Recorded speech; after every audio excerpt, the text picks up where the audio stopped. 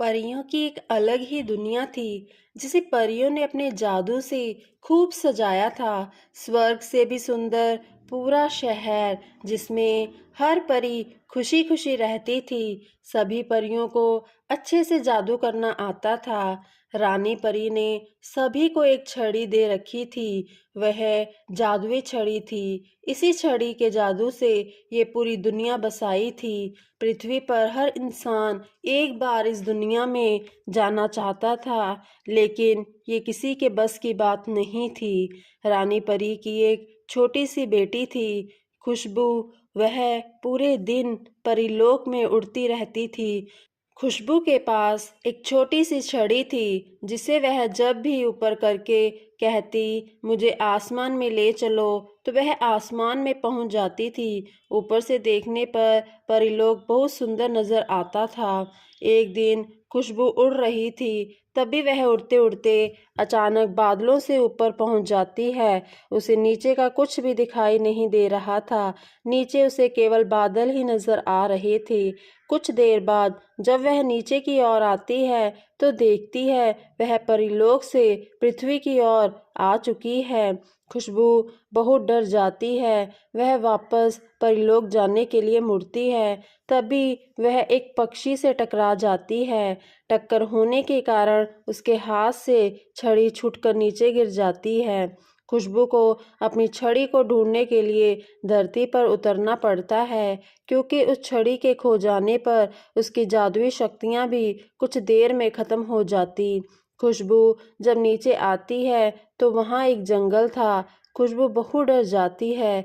वह एक घास के मैदान में जाकर अपनी छड़ी ढूंढने लगती है, लेकिन बहुत देर ढूंढने के बाद भी वह छड़ी नहीं मिलती।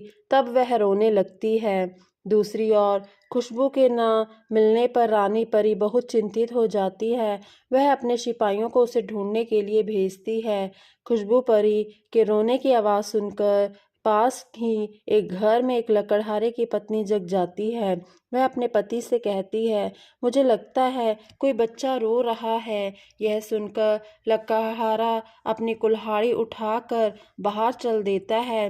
तभी उसका 5 साल का बेटा मोहित कहता है, पिताजी मैं भी आपके साथ चलता हूँ, कहीं यह कुल्हाड़ी देखकर बच्चा डर ना जाए।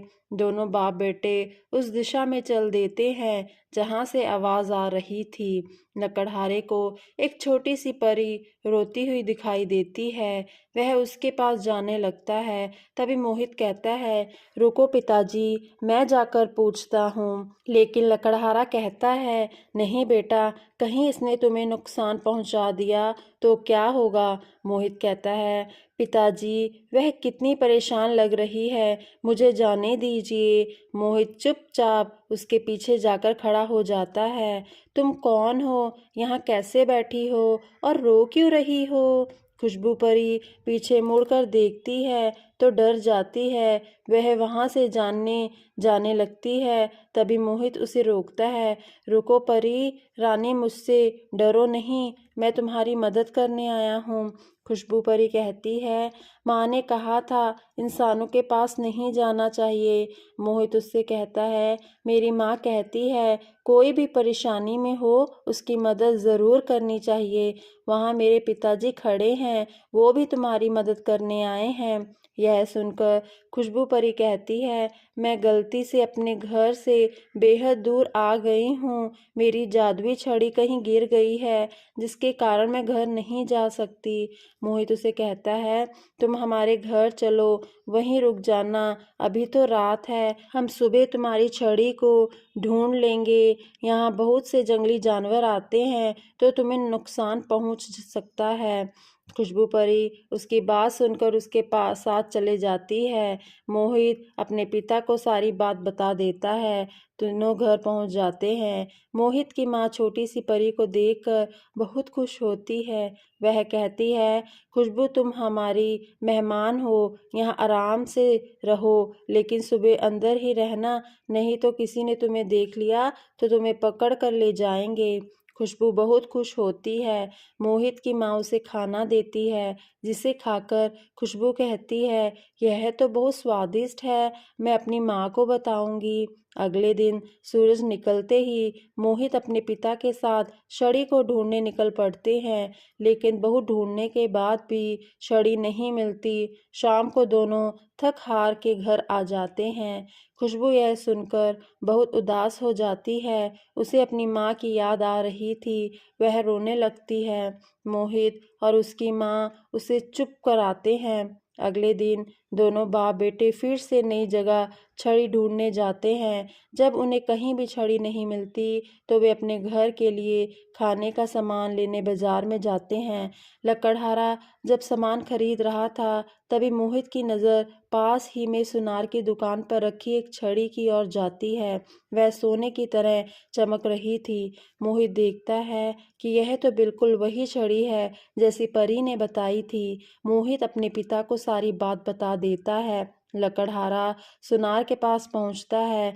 लकड़हारा छड़ी के बारे में पूछता है तो सुनार कहता है, भाई कोई इसे मेरे पास बेच गया है, सोने की है। लकड़हारा कहता है, लाला जी इसकी जो भी कीमत हो मैं इसे खरीदना चाहता हूँ। सुनार उसकी बहुत ज़्यादा कीमत मांगता है, जिसे सुनकर लकड़हारा कहता है, तुम इस छड़ी के बदले मेरा मकान और मेरी ज़मीन ले लो। सुनार मान जाता है। वह लकड़हारे से कहता है, कल मैं आऊँगा, तुम मकान खाली कर देना।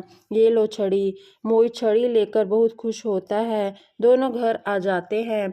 मोहित खुशबू को छड़ी दे देता है। खुशबू छड़ी पाकर बहुत खुश होती है।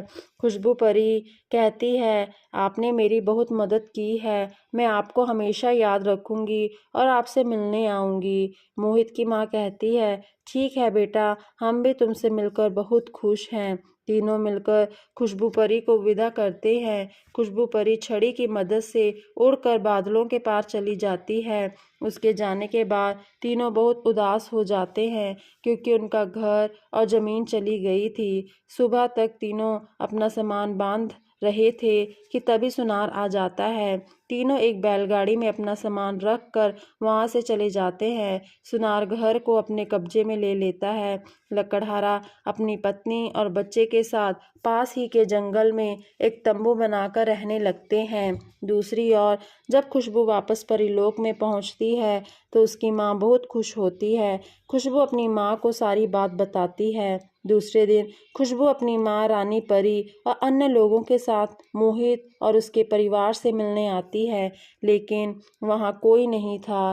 रानी परी अपनी सिपाहियों से उसे ढूंढने के लिए कहती है। सिपाही ढूंढते ढूंढते जंगल में पहुँच जाते हैं।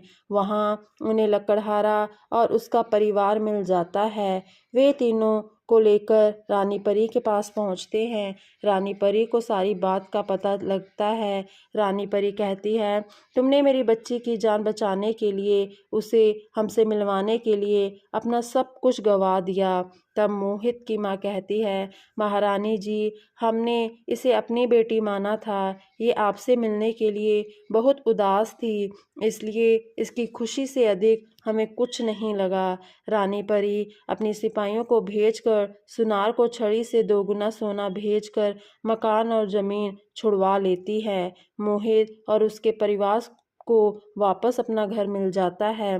जब वे घर के अंदर जाते हैं तो उनके घर में सोने चांदी का भंडार लगा हुआ था। रानी परी कहती है, ये खजाना कभी खाली